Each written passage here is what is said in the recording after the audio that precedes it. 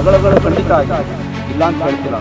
ಜಗಳಗಳು ಮನಸ್ತಾಪಗಳು ಎಲ್ಲ ನಡೆದಿದೆ. ತಮ್ಮನೇ ಅಪ್ಪನೇ ಸೇರಿ ಏನೋ ಮಾಡಿದ್ದಾರೆ. ಪೋಸ್ಟ್ ಮಾರ್ಟಮ್ ರಿಪೋರ್ಟ್ ಬಂದಿದೆ, FSL ರಿಪೋರ್ಟ್ ಬಂದಿದೆ. ಅದರಲ್ಲಿ ನಾನೇನಾದ್ರು ದೋಷಿ ಅಂತ ನಾನು ಯಾವ ಶಿಕ್ಷೆಗೂ ರೆಡಿ. ಮೈಸೂರಿನ ಸರಸ್ವತಿಪುರಂನಲ್ಲಿ 46 ವರ್ಷದ ಸಂಧ್ಯಾ ಸಂಶಯಾಸ್ಪದವಾಗಿ ಮೃತಪಟ್ಟಿದ್ದಾರೆ. 25 ವರ್ಷಗಳ ಹಿಂದೆ ಚಾಮರಾಜನಗರ ಮೂಲದ ರಂಗನಾಥ್ ಜೊತೆ ವಿವಾಹವಾಗಿದ್ದ ಸಂಧ್ಯಾಗೆ 2 ಮಕ್ಕಳಿದ್ದಾರೆ. ಮಾಹಿತಿ ಪ್ರಕಾರ ವಿದೇಶ ಪ್ರವಾಸಕ್ಕೆ ಹೋಗುವ ವಿಚಾರದಲ್ಲಿ ದಂಪತಿ ನಡುವೆ ತೀವ್ರ ವಾಗ್ವಾದ ನಡೆದಿದೆ. ಜಗಳದ ನಂತರ ಗಂಡ ಮನೆಯಿಂದ ಹೊರ ಹೋಗಿದ್ದಾನೆ. ಇದಾದ ಬಳಿಕ ಫ್ಯಾನ್ಗೆ ನೇಣು ಬಿಗಿದುಕೊಂಡ ಸ್ಥಿತಿಯಲ್ಲಿ ಸಂಧ್ಯಾ ಶವ ಪತ್ತೆಯಾಗಿದೆ. ಸಂಧ್ಯಾ ಮದುವೆಯಾಗಿ 25 ವರ್ಷಗಳಾಯಿತು. ಆಗುತ್ತೆ 10/6ಕ್ಕೆ. ನಾನು ಅವಳು ಸುಖ ಜೀವನನೇ ನಡ್ಸ್ಕೊಂಡ್ಬಂದ್ವಿ ಇಲ್ಲಿ ತನಕನೂ. ಗಂಡ ಹೆಂಡತಿ ಮಧ್ಯೆ ಕೆಲವು ಬಿರುಕುಗಳು ಬಂತು, ಮನಸ್ತಾಪಗಳು ಬಂತು, ಹಂಗೂ ಹೆಂಗೋ ಸಾರ್ಟ್ ಔಟ್ ಮಾಡಿಕೊಂಡು ಮುಂದೆ ಬಂದ್ವಿ. ಈಗ ಅವಳು ಯಾವುದೋ ಒಂದು ಒಂದು ಟ್ರಿಪ್ ಹೋಗಬೇಕು ಅಂತಂದು, 10 days ಟ್ರಿಪ್ಪು. ಮಗನಿಗೆ ಎಕ್ಸಾಮ್ ಇದೆ, ಈ ಟೈಮಲ್ಲಿ ಬೇಡ ಅಂತಂದೆ ನಾನು, ನಾವೇ ಹೋಗೋಣ ಅಂತ. ಇನ್ ಮೀನ್ ಟೈಮು ಶನಿವಾರ ಭಾನುವಾರ ನಮ್ಮ ಫ್ರೆಂಡ್ಸ್ಗಳ ಜೊತೆ ಒಂದು ಟ್ರಿಪ್ಪು ಬುಕ್ ಆಗಿತ್ತು. ಎಲ್ಲಿಗೆ? ಧರ್ಮಸ್ಥಳ ಸುಬ್ರಹ್ಮಣ್ಯಕ್ಕೆ. ನಿಮ್ಮ ಫ್ರೆಂಡ್ಸ್ಗಳ ಜೊತೆ ಬರಬೇಕಾ, ನಮ್ಮ ಫ್ರೆಂಡ್ಸ್ಗಳ ಜೊತೆ ನೀವು ಕಳಿಸಲ್ಲ ಅಂತ ಜಟಾಪಟಿ ಶುರುವಾಯಿತು. ಅದು 18ನೇ ತಾರೀಕು ಸಾಯಂಕಾಲ 5:15 ಶುರುವಾಗಿದ್ದು 6:45 ತನಕ ಬಂತದು. ಕೊನೆಗೆ ನನಗೆ ಫ್ರಸ್ಟ್ರೇಟ್ ಆಗಿ ನೀ ಏನಾದ್ರು ಮಾಡ್ಕೊ ಹೋಗು ಅಂತ ಅಂದ್ಬಿಟ್ಟು ಯಾವುದೋ ಒಂದು ಸಿಚುವೇಷನಲ್ಲಿ ಆ ಮೊಬೈಲ್ನ ಮನೇಲಿಟ್ಟೆ ನಾನು. ಅವಳು ಏನು ಅಂದ್ಕೊಂಡು ಅಂದರೆ ನಾನು ಮನೆ ಬಿಟ್ಟು ಹೊಟ್ಟೋಗ್ತಾ ಇದ್ದೀನಿ ಅಂತ ಅಂದ್ಕೊಂಡು ಒಂದು 5-10 ನಿಮಿಷ ಆದಮೇಲೆ ನನ್ನ ಮಗನ ಕಳಿಸಿದ್ಲು ನನ್ನಿಂದ. ನಾನು ಈ ರೋಡು ಎಂಡಿಂಗಲ್ಲಿ ಲೆಫ್ಟಲ್ಲಿ ಒಂದು ಪಾರ್ಕ್ ಇದೆ, ಅಲ್ಲಿ ನಡ್ಕೊಂಡು ಹೋಗ್ತಿದ್ದೆ ನಾನು. ಇವನು ಬಂದ ಅಲ್ಲಿಗೆ, ನನ್ನ ಮಗ. ಅವನಿಗೂ ನನಗೂ ಮಾತುಕತೆ ನಡೀತು. ಅವನು ವಾಪಸ್ ಬಾ ಅಂದ. ಇಲ್ಲಪ್ಪ, ನನಗೊಂದು 1/2 hour 1 hour ಬಿಟ್ಬಿಡು, ನಾನು ಸ್ವಲ್ಪ ಮೈಂಡ್ ಫ್ರೀ ಮಾಡ್ಕೊಂಡು ಬರ್ತೀನಿ ಮನೆಗೆ ಅಂದೆ. ಇವನು ನಾನು ಒಂದು 15 minutes ಮಾತಾಡ್ತಾ ಅಲ್ಲಿ ನಿಂತ್ಕೊಂಡ್ವಿ. ಸೊ ಅದೇನಾಯಿತು ಅಂದರೆ ಇನ್ ಮೀನ್ ಟೈಮು ನಾನು ಇವನು ಕನ್ವಿನ್ಸ್ ಆದ್ವಿ, ಮನೆಗೆ ಬಂದ್ವಿ. ಬಟ್ ಅಷ್ಟರಲ್ಲಿ ಅವಳು ಹ್ಯಾಂಗ್ ಮಾಡ್ಕೊಂಬಿಟ್ಟಿದ್ವಿ. ಇಷ್ಟೇ ನಡೆದಿದ್ದು ವಸ್ತುಸ್ಥಿತಿ. ಆದರೆ ಪ್ರಕರಣಕ್ಕೆ ಹೊಸ ತಿರುವು ನೀಡಿದ್ದು ಸಂಧ್ಯಾ ಸಹೋದರ ಗುರುಮೂರ್ತಿ. ಇದು ಆತ್ಮಹತ್ಯೆಯಲ್ಲ, ನನಗೆ ಗಂಡ ಹಾಗೂ ಮಗನ ಮೇಲೆ ಅನುಮಾನ ಇದೆ ಎಂದು ದೂರು ನೀಡಿದ್ದಾರೆ.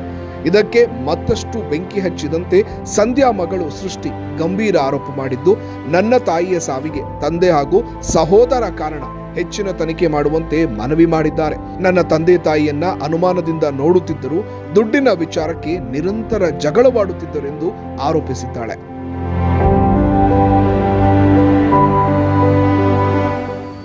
ನೆನ್ನೆ ಕಾಲ್ ಬಂದಿತ್ತು, ನಾನು ಕೆಲಸದಿಂದ ವಾಪಸ್ ಬರ್ತಿದ್ದೆ. ತಮ್ಮ ಫೋನ್ ಮಾಡಿ ಅಮ್ಮ ಸೂಸೈಡ್ ಮಾಡಿಕೊಂಡ್ರು ಅಂತಂದ. ತಮಾಷೆ ಮಾಡಬೇಡ ಅಂತ ಹೇಳಿದೆ, ಬಟ್ ಮಾಡ್ಕೊಂಡಿದ್ದಾರೆ ಹೀಗೆ ಅಂತ ಹೇಳ್ದೆ. ನಂಬಕ್ಕೆ ಕಷ್ಟ ಆಯಿತು. ನಾನು ಇವಾಗಲೂ ಹೇಳ್ತಾ ಇದ್ದೀನಿ, ಅಮ್ಮ ಮಾಡ್ಕೊಂಡಿಲ್ಲ ಸೂಸೈಡು. ತಮ್ಮನೇ ಅಪ್ಪನೇ ಸೇರಿ ಏನೋ ಮಾಡಿದ್ದಾರೆ. ಇಂಟೆನ್ಷನಲಿ ಅಲ್ಲದೆ ಇದ್ದರೂ ಜಗಳದಲ್ಲಿ ಎಲ್ಲೋ ಹೊಡೆದಿರಬೇಕು, ಹಿಂಗಾಗೋಗಿದೆ. ಆಮೇಲೆ ಅದನ್ನು ಕವರಪ್ ಮಾಡೋಕ್ಕೆ ಸೂಸೈಡ್ ಅಂದಿದ್ದಾರೆ. ಸೂಸೈಡ್ ಥರ ಇದು ಕಾಣ್ತಾ ಇಲ್ಲ, ಸೂಸೈಡ್ ಅಲ್ಲ. ಅಮ್ಮ ಸೂಸೈಡ್ ಮಾಡ್ಕೊಳ್ಳೋಂಗಿದ್ದಿದ್ರೆ 25 ವರ್ಷದ ಹಿಂದೆನೇ ಮಾಡ್ಕೊಳ್ಳೋರು. ಯಾಕೆಂದರೆ 25 ವರ್ಷದಿಂದನೂ ಮನೇಲಿ ಇದೇ ಥರ ಜಗಳ ನಡೀತಾನೇ ಇದೆ. ನಾವು ನಾರ್ಮಲ್ ಅಂತಲೇ ಅಂದ್ಕೊಂಡ್ವಿ, ಆದರೆ ಈ ಥರ ಹೋಗುತ್ತೆ ಅಂತ ಗೊತ್ತಿರಲಿಲ್ಲ. ಜರ್ಮನಿಯಿಂದ ಇಲ್ಲಿಗೆ ಈಗ ರೀಸನ್ಗೆ ಬರ್ತೀನಿ ಅಂತ ಗೊತ್ತಿರಲಿಲ್ಲ. 1 ವರ್ಷ ಆಗಿತ್ತು ನಾನು ಹೋಗಿ. ಈ ರೀಸನ್ಗೆ ಇಲ್ಲಿಗೆ ಬರ್ತೀನಿ ಅಂತ ನಾನು ಅಂದ್ಕೊಂಡಿರಲಿಲ್ಲ.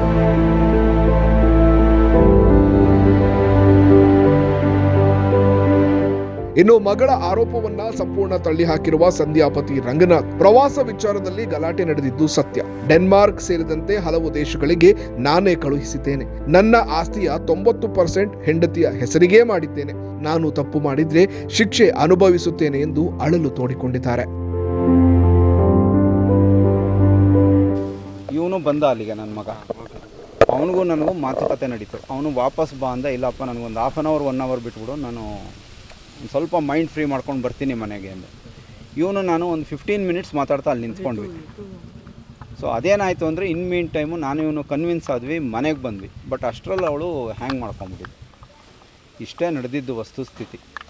ನಾನೇನು ಹೇಳೋದು ಅಂತಂದರೆ, ಈಗ ಅದು ಇದಕ್ಕೆ ರಿಪೋರ್ಟ್ಗೆ ಹೋಗಿದೆ, ಅದು ಪೋಸ್ಟ್ ಮಾರ್ಟಮ್ ರಿಪೋರ್ಟ್ಗೆ ಹೋಗಿದೆ.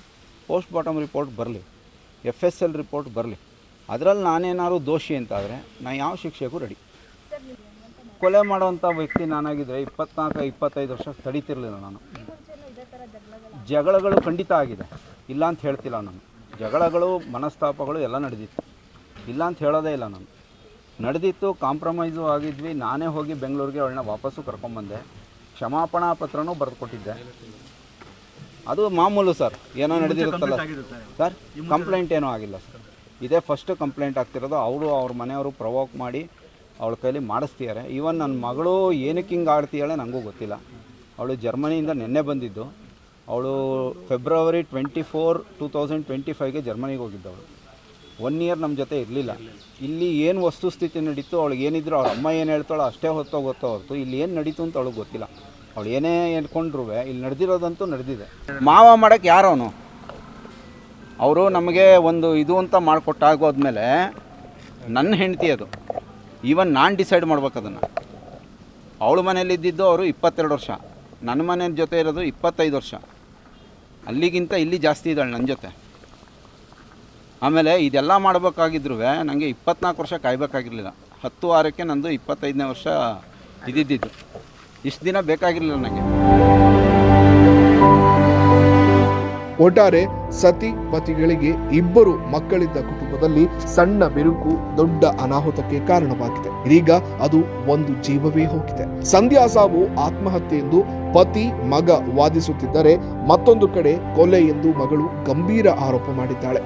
ಈ ಪ್ರಕರಣದಲ್ಲಿ ಸತ್ಯ ಯಾವುದು, ಸುಳ್ಳು ಯಾವುದು ಎಂಬುದಕ್ಕೆ ಪೊಲೀಸರ ತನಿಖೆಯೇ ಉತ್ತರ ಕೊಡಬೇಕಿದೆ.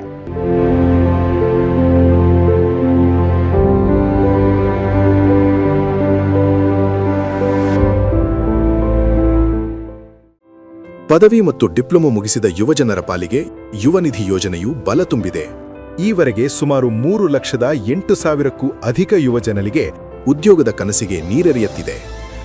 ಕೌಶಲ್ಯ ವೃದ್ಧಿ, ಉದ್ಯೋಗ ಹುಡುಕಿಕೊಳ್ಳಲು ಹೊಸ ಆಶಾವಾದದ ಆತ್ಮಸ್ಥೈರ್ಯ ಬಿತ್ತುತ್ತಿದೆ.